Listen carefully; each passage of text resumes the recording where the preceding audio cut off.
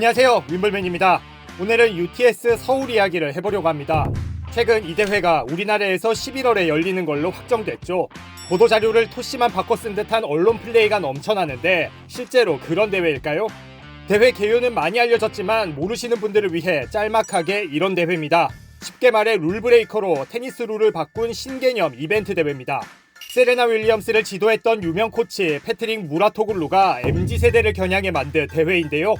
2020년에 시작했지만 코로나19로 중단됐다가 올해부터 다시 그리고 처음으로 관중들 앞에서 열리고 있습니다.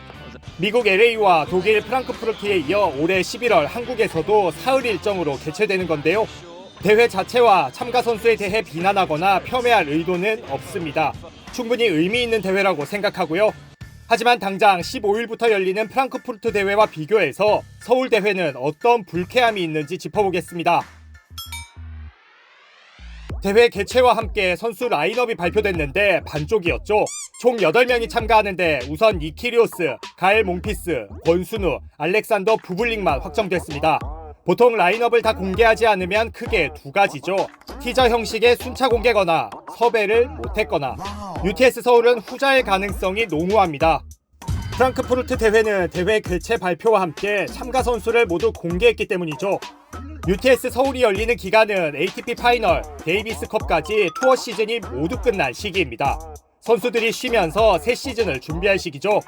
그런데 투어 대회가 근처에 열리는 것도 아니고 굳이 이벤트 대회만을 위해서 선수들이 기꺼이 한국에 오려고 할까요?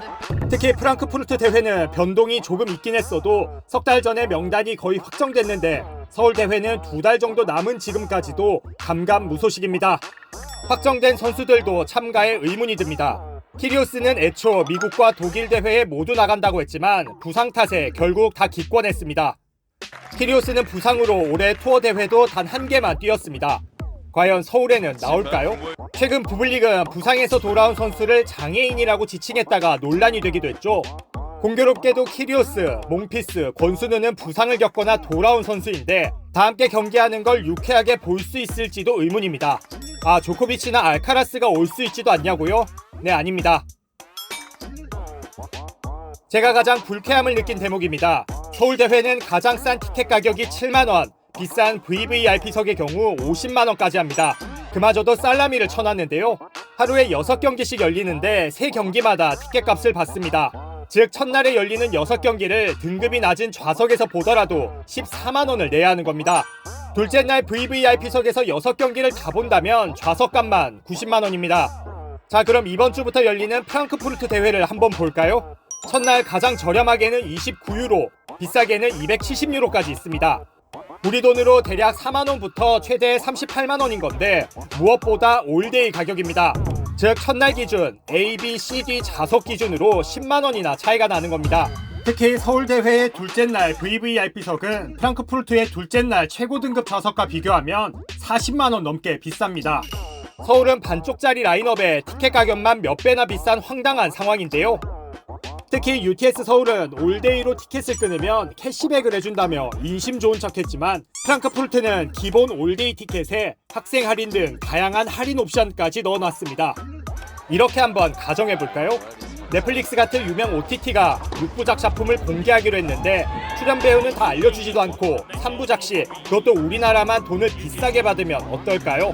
특히 이 가격은 얼리버드 기준입니다. 일반 예매는 25일부터 열리는데 가격은 10% 이상씩 다시 뜁니다. VVIP석에서 90만원을 내느니 10월에 일본이나 중국에서 열리는 ATP 투어 대회를 다녀오는 게 싸게 칠 지경인데요. 왜 이렇게 가격이 비싼지 짐작가는 대목은 있습니다. 애초 UTS는 작년에 재개하려 했지만 열리지 못했습니다. 무라토글루에 따르면 자금 조달이 필요했기 때문이라는데요. 올해 자금 조달지로 서울을 낙점한 게 아닌가 싶습니다. 수십억 원을 주고 비싸게 유치한 대회의 보전 방법은 살라미 친 티켓이었습니다. 새롭다는 건 낯설다는 의미도 되겠죠. 이 대회는 중간에 선수 인터뷰도 하고 선수들끼리 이른바 트래시 토크라고 극딜도 주고받을 수 있습니다. 현장성, 즉흥성이 매우 중요하고 무라토글루 역시 관중이 제3의 선수라면서 큰 호응과 참여가 필요하다고 말했습니다. 과연 우리나라 문화나 성향에 맞을까요? 일단 언어 장벽이 있어서 대회를 100% 즐기기는 힘들 걸로 보입니다. 아직 자리가 안 잡혀서 그렇겠지만 다소 생소한 점 때문에 미국과 독일에서도 티켓을 매진시키지는 못했습니다. 아시아 최초로 유치했다는 건 동시에 그만큼 남들이 안 한다는 거겠죠. 등급 높은 투어 대회가 버젓이 있는 중국과 일본이 아직 자리도 잡히지 못한 매우 미국스러운 이벤트 대회에 굳이 관심을 가질 이유는 없어 보입니다. 참고로 UTS는 대륙별 대회를 개최하고 우승자는 따로 모아 파이널 대회도 여는데 그 대회 장소와 일정도 아직 확정되지 못했습니다. 요즘 우리나라에서 테니스 인기가 많죠. 덕분에 WTA 250 코리아 오픈은 내년부터 등급도 승격된다는 경사를 맞았습니다. 하지만 물 들어오면 노져야 하고 인기가 많아지면 거품도 끼기 마련입니다. 언젠가부터 무료로 열리던 테니스 대회가 갑자기 유료가 됐는데요. 그것까지는 좋은데 가격이 이해하지 못할 정도가 됐습니다. 올해 4월에 서울 챌린저는 갑자기 유료가 됐는데 기간, 좌석 등급별로 가격을 이리저리 따져보면 같은 기간 스페인에서 열렸던 ATP 1000 마드리드 오픈 그리고 메이저 대회보다도 비싼 경우가 있었습니다. UTS 대회도 충분히 의미 있고 기대되는 대회입니다. 특히 몽피스 선수가 내년을 마지막으로 은퇴 예정이기 때문에 영접할 좋은 기회죠. 하지만 따지고 보면 국내 ATP 대회 유치에는 어떤 영향도 주지 않는 투어와도 상관없는 단순 이벤트 대회입니다. 십수년간 쌓은 노력 끝에 겨우 국내 인기를 끌고 있는 테니스 종목인데 되려 물 들어올 때 노젓는 게 아니라 찬물을 끼얹는 건 아닌지 걱정됩니다. 대회마다 남발하는 초대권도 싫지만 선식에 넘은 가격 책정은 더 싫은데 여러분은 어떻게 생각하시나요?